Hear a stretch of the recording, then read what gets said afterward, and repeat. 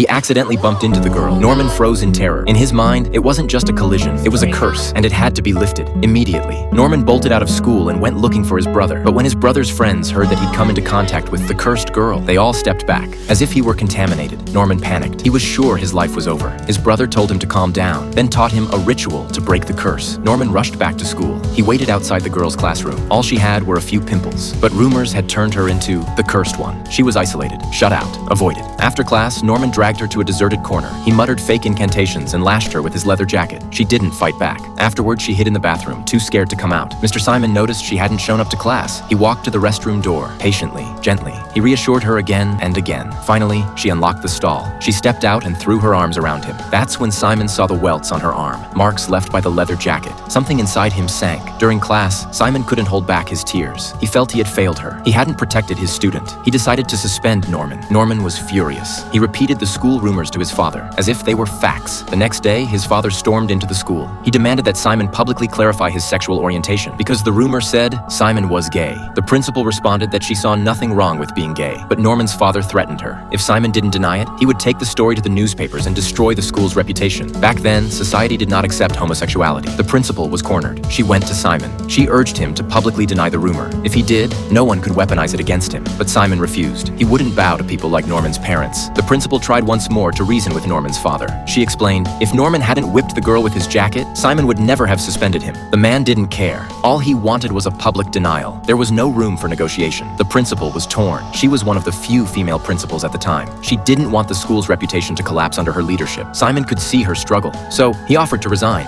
It was the only way to quiet the storm. Simon taught his final class. He watched as his students filed out of the room one by one. His eyes were heavy. He had worked here for decades. Now he was leaving. As he walked toward his car, he stopped. The back seat was filled with flowers. The students hadn't gone home. They stood at a distance, silently watching him drive away. After Simon left, Andy rode his bike to Simon's house. When he pushed open the door, he saw a wedding photo on the cabinet. Simon was not the lifelong bachelor the rumors had painted him to be. Simon assumed Andy had come to ask about his sexuality too. He wasn't gay. His wife had died many years ago. He never stopped loving her. That's why he never remarried. And the reason he refused to publicly deny the rumor was because it was his final lesson to his students. A person's sexual orientation is not something that requires explanation. He refused to bow to prejudice. Not then, not ever.